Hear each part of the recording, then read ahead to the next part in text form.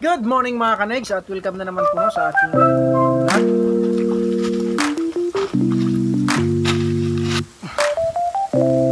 So yun, bali sa ngayon po mga kanegs ay ito po yung ginawa ko, no.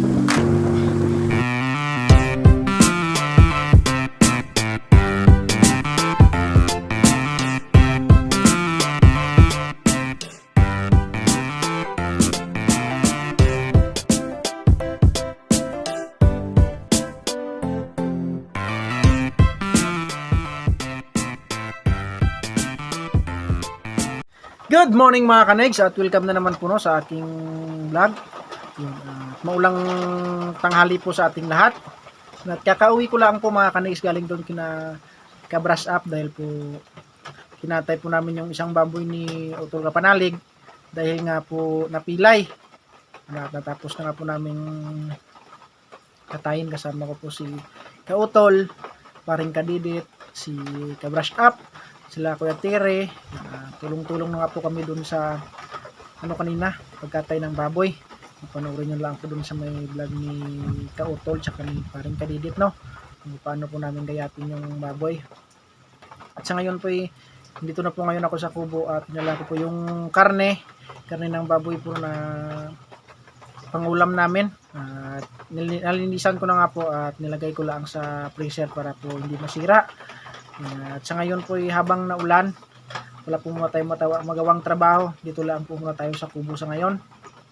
At si Utol Kapanalig po nag-chat daw kanina kay paring Kadidit na uuwi daw ngayon. Iwan ko lang kung matuloy, no, yung uwi niya dahil po naulan.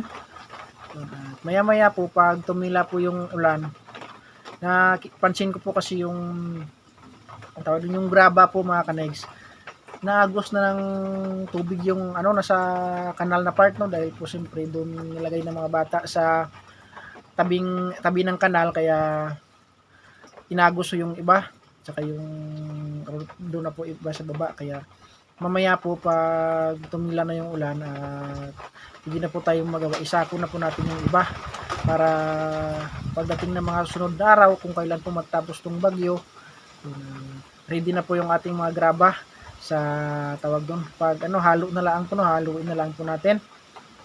Habang po yung mga semento ay nasa taas pa. Bali yung graba po ibaba na po lahat ng mga bata kahapon nakarang araw na ibaba na nga po lahat, no. Yun, at ando na nga po sa baba lahat. Update ko lang po sa inyo mamaya mga kanegs. Mamaya po pag isako na rin po natin para hindi na agusin ng tubig. Hindi naman ganong agos, siyempre po tawag doon yung graba, bato yun kaya pero pag ganitong ulan lang na yung pabugso-bugso lang, hindi yung naman agos. Ang problema po yung malakas talaga yung ulan, naagos po talaga sadya. Kaya mamaya po kahit wala tayong sako, tabi na lang po natin, no, natin ng pala, tapos tabi na lang po dito natin sa taas konti para hindi wagusin ng tubig. Update ko lang po kayo mga kanegs ba. Hindi na po tayong gumawa pag wala na hong excuse me, pag wala na hong ulan. Yun. Dahil ngayon po inaambon pa. Siguro maya-maya ho kaunti. At maya-maya ho kaunti ibabalik rin ho ako doon kina Tatay Roman para po magluto ho ng yung bupis, yung dahil po yung mga laman loob ng baboy tsaka yung mga po yung iba ilulutuin daw na bupis, no. Kaya ako daw palulutuin ni Tatay Roman ka-brush up, pero panoorin nyo lang po sa kanyang vlog mamaya. Siyempre po tulong-tulong na po kami para kahit paano po ay gantong panahon hindi po tayo makakontent ng maayos dahil po naulan. Tulong-tulong na lang po kami para makagawa ng content, no. Kumbaga pagpasensyahan nyo muna mga kaniks dahil po sa ngayon wala po tayong magawa na content maganda, hindi po tayo makapagtrabaho ng maayos dahil po maulan. Sana po maintindihan nyo at babawi na lang po tayo mga kanigs pag maganda na yung panahon, pag nawala na yung bagyo, yun, at makagawa na tayo ng trabaho, tuloy-tuloy na sa paggawa kagaya ng bahay ni Utol Kapanalig, no. Siyempre pag maganda na yung panahon, balik trabaho na yun at doon na lang po tayo babawi. At kumbaga ano na lang tayo dahil po siyempre pag nandito na si Utol Kapanalig, kailangan niya po talaga mag-focus sa vlog dahil po siyempre may challenge sila nila Idol Japper, Keeper, yun, kailangan niya talagang magsipag, kaya kahit po pa kuha lang tayo ng kaunti, yun, ayos na. Maka-upload lang tayo ng isang beses sa isang araw, ayos na yun. Yun, yun, tumila na nga po yung ulan, no? Medyo wala na yung ambon. Pupunta na po tayo sa baba para po palahin po muna natin yung graba para hindi na ho abusin ng ulan pag lumakas pa, no? Hindi naman natin ho alam na kung kailan pa po hinto tong ulan na to at may bagyo pa pong paparating. Samahan nyo mga kanegs, let's go! So yun mga kanegs, ba na nga po tayo, no? Magpasilip ko lang po sa inyo yung graba na sabi ko sa inyo kanina, inagos ng tubig pag malakas yung ulan. Tingnan nyo po, kahit ganito lang ang ulan dito, tingnan nyo po, naagos na kahit kakaunti lang yung ulan. Pero paano pa kaya kung malakas? Kaya dapat po nating i-anuhin doon yung mga graba. Yung iba nga doon nandun na, lagay na ng mga bata doon sa kabila dahil po di na pinalagyan din dahil nga po nasa kanal na part. Tingnan nyo po yung mga graba na iba ang dini na hindi sayang, mahal pa naman to, tapos bayad pa sa mga bata sa pag kaya yung iba nga ho andini na sa baba di ba? Papakita ko po sa inyo para sadyang totoo yun yung iba doon sa baba naagos na nga ho, yung iba doon na ganda sa ng mangga, kaya na lang po natin kung pwede po, siguro ipalahin na lang po natin at anuhin doon sa may gilid na iyon at hanap lang po tayo ng pala at kung pwede po isako na rin po natin yung iba para diretso na, para na lang. Problema po yung sako namin na ganito kalalaki naubos na, kung sana yung iba. Hanap lang po tayo ng sako yung sako ng semento para kahit paano diretso na yung sa pag bubuhos na lang natin. Meron pala dito, sira yung iba. Sana kayo yung ibang sako ng semento. Hanap lang tayo dito sa loob, wala na yung iba nilagay, nakasako naman doon sa taas, wala na yun. So ito yung iba, pero yung iba na wala. Baka yun ginawang sapin siguro sa lublak. Ito yung sitwasyon dito sa bahay nito Panalig ngayon, update ko lang po kayo, paano po wala tayong magawang trabaho ganitong panahon, lagi na lang na ulan. Stuck na nga yung tubig dito.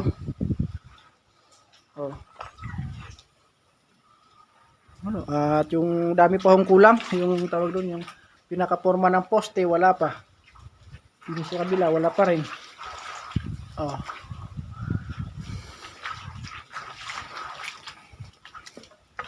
Pero pag gumanda lang yung panahon, matapos na rin po natin to bago tayo pumunta ng mga gubat para sa challenge nito Kapanalig.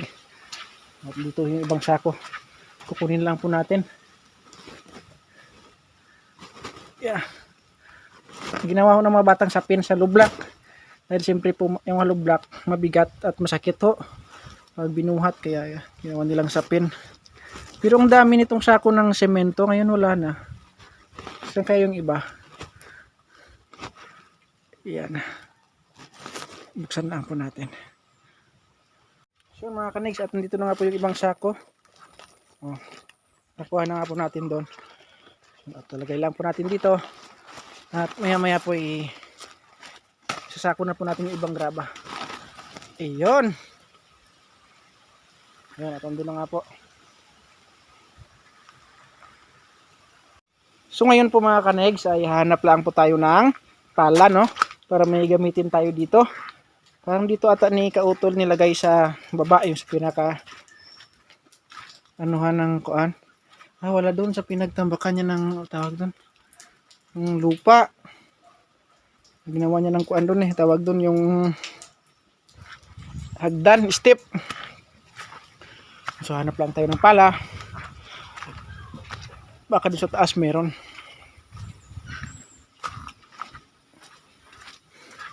Then, habang hindi ulan, siyempre dapat po nating magsipag para po may upload tayo. Siyempre po dyan po tayo kumbaga nagkapera, edi magsipag para may sahurin, may pantustos sa pamilya. Diba mga ka-next, sama po ko. Dapat natin sipagan. Bawal yung tamad. Yung pala na yun. Tingnan natin sa taas. Baka doon. Yeah. Sana huminto na ang ulan at matapos na itong bagyo na ito. Para may magawa na tayong trabaho. Nakakaano din ho mga kanigs, tawag doon yung pag wala kang ginagawa, no? Ganito na lang ang araw-araw. Naiinip pa rin dito sa kubo. Kaya mas maganda pang ang araw-araw may trabaho eh. Walang pala. Sana gayon. Para hindi ako mainip. Siyempre pag nasa Iloilo po, kasanayan ho namin doon eh. Araw-araw may trabaho. Sana yung pala na yun. Sige. Kaya hanapin lang natin dito sa baba. Saan yung kautol nilagay? Yeah. Sana dito para tayo. Ayun. Sa tabi ng CR. So mga kandis, papakita ko lang po sa inyo. Ito yung ginawa ni Kautol dito, no. I-recrap na yung sako. Tapos gawing hagdan. Dito pala yung ating pala, oh. Yan. So ngayon, itirahin na natin yon para diretso na. At hindi na maagos yung ating graba. Right. So mga kanigs, at kasako na natin to. Let's go!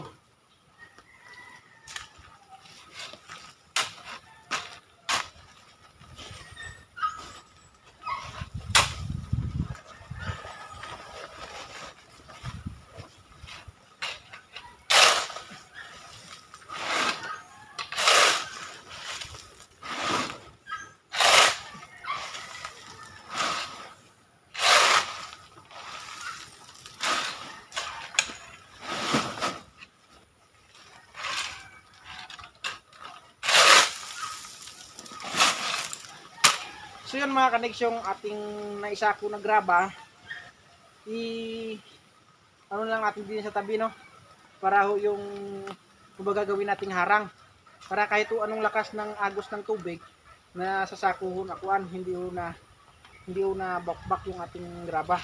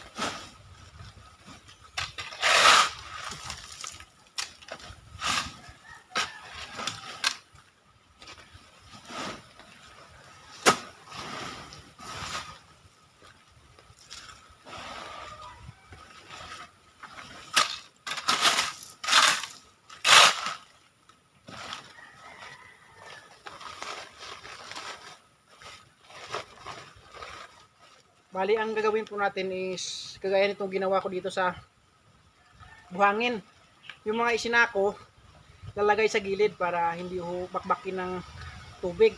Yung pinaka ano natin, no? May harang kung baga.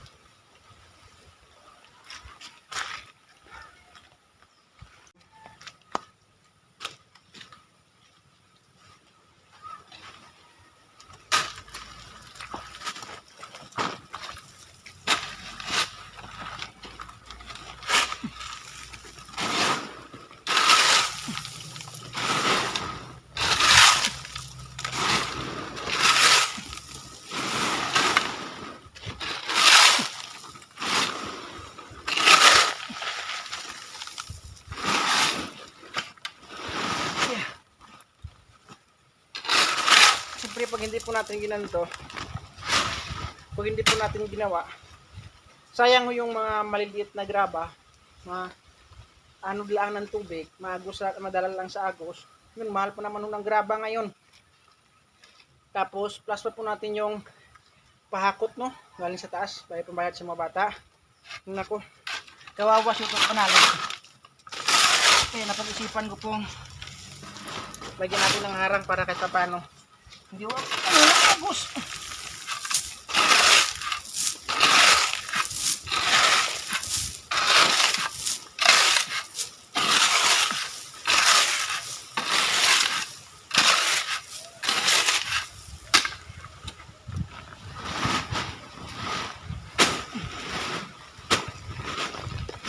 Yun.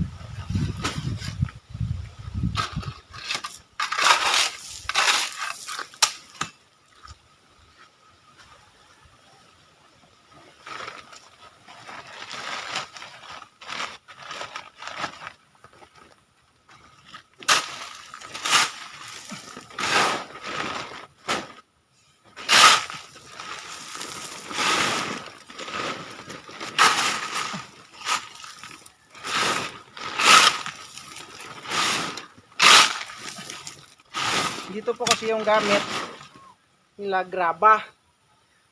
Hindi ko kaya dun sa amin sa Iloilo. Yung bato talaga, yung kumbaga ready mix. Kaya ho, kahit to anong ulan, hindi ko kayang dalhin ho mabigat, malalaki. Mga gasuntok ko kalalaki. Ito ho kasi yung graba din eh. Parang giniling ho na bato. Kaya yung iba ho, maliliit. Kaya hong tangayin ng tubig. Kaya po dapat talagang ayusin para hindi masayang. O tingnan nyo po mga kanis, pag ganito ho kalalaki, sigurado tangay na tangay ho ang tubig to. Tatangayin talaga ng agos, kaya lagyan natin ng sako sa gilid para kahit gaano kalakas yung ulan, hindi siya kayang dalhin. Siyempre nakasako na eh.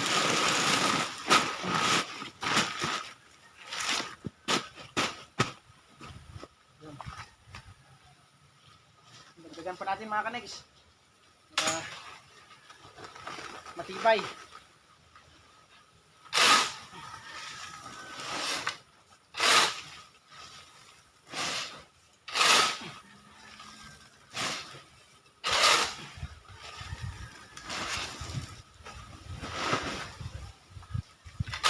Yeah.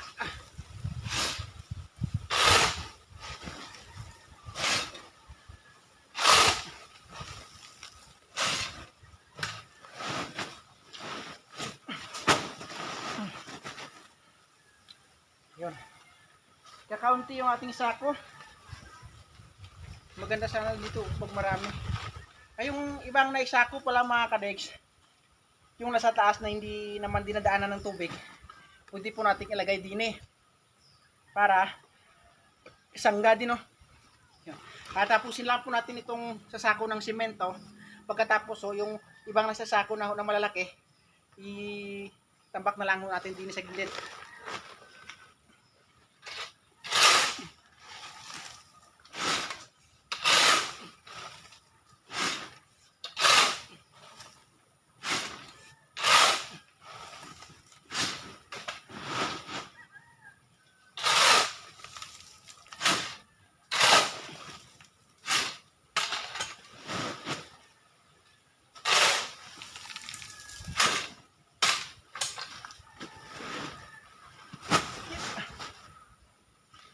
Bali may isa pa. Yan, isa pa. Tapos, pwede pa.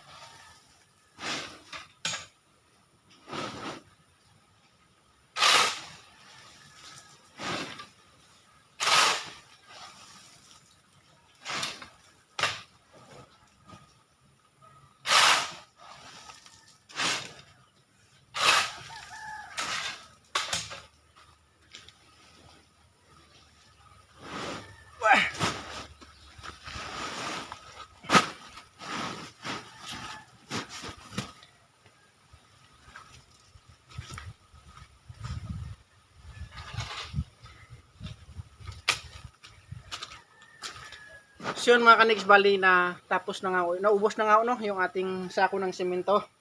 Kaya napag-isipan ko, yung sako na lang malalaki, tatambak natin dito para matibay. Tara, samahan nyo mga kanigs, let's go!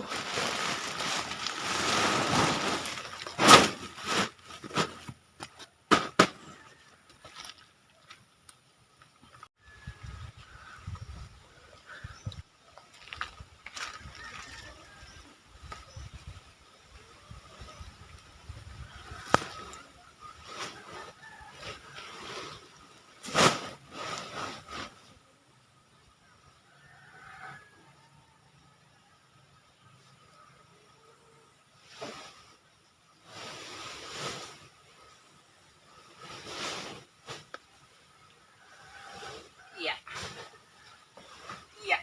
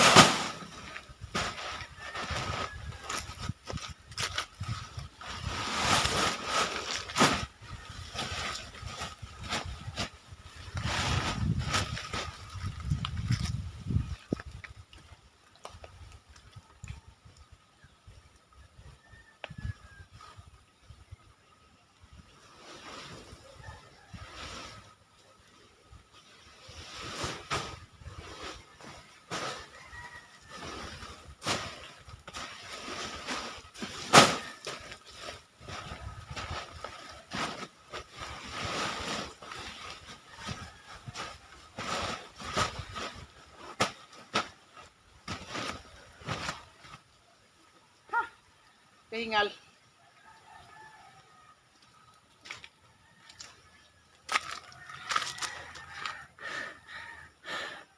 So yun mga kanigs, at nalagyan na nga po natin, no?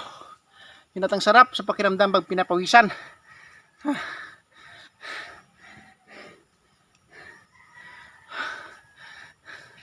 So yun, at papasilip ko lang po sa inyo yung ginawa ko ngayong araw. Kung okay po pa sa inyo mga kanigs. So yun, bali sa ngayon po mga kanegs ay ito po yung ginawa ko, no. No, nilagyan ko ng pinaka harang sa gitna. Sa gitna, sa gilid, para po hindi ho maagos ng tubig. Ito yung pinaka kanal sa gitna eh. Ito po. Yun. Dito nilagay ng mga bata yung graba dahil hindi ho na pagsabihan. Kaya mas pinabuti na lang sana kung doon na lang natin tinambak lahat din sa harap ng bintanang ari mga kanegs. Ang problema, hindi ko nasabihan ng mga bata agad dahil po siyempre nung naghakot po sila maulan. At hindi ko rin namin na pansin na dito nila nilagay. Pero nung napansin namin nila kautol na dito malapit na sa kanal, nilipat na lang namin, sinabihan namin yung mga bata na hindi na lang ilagay dahil maluwag naman dito, di ba? Diyan na namin ipinatambak. At yun nga, at naman yung mga bata, diyan nila tinambak. Yun, so ngayon po, ang ginawa ko na lang dito para hindi natin trabaho, kumbaga yung sa trabaho, nilagyan ko, inanukan ko lang sako para kagaya nito. Pag dito yung dumaan ng tubig, yung babagsakan ni sako, nasa sako na yung graba. Hindi kagaya nung una na pag malakas yung agos, yung nadiretso diyan, siyempre yung graba ho, unti-unting na hukay, no. Siyempre pag agos yung tubig, hinukay yung graba tapos inaod dun sa baba. Yung maliliit lang naman ho, yung malalaki ho, hindi naman ho kaya ng tubig yun. So ngayon po nilagyan ko na hanggang dito sa gilid na ito. Yun, oh. Kahit tulong makaso yung tubig, i-shape na po yung ating graba. Yun. So ngayon po ibabalik muna tayo sa kubo para magpahinga. At maya-maya po maliligo, no. At syempre po ibabalik po tayo doon kina Tatay Roman kay ka-brush up. Dahil po napag-utusan po tayong magluluto ng bupis. Yun. Magpapahinga lang po ako ng kaunti at maliligo. Pakyat na nga po tayo dito sa kubo. Sana huwag ng ulan pero na pa rin, tawag doon na ambon. Sana huwag lang lumakas. Yun, at magpapahinga lang po ng kaunti at maliligo mga kanegs. Pagbalik ko po doon kay Tatay Roman, yun, at naluto na nga po nila yung kanilang bupis. Yun, isa na lang po naluto, no. Yun, at maraming salamat po kay Tatay Roman at naluto niya yung kanyang bupis. So yun na nga po mga kanegs, at nakabalik na nga po tayo dito sa kubo, no. At bago ko po tapusin itong aking vlog, at gusto ko lang po masalamat, no, sa lahat ng mga solid supporters ng Team Kapanalig, kay Mario Dimaranan, kay Sir Lagalag 44,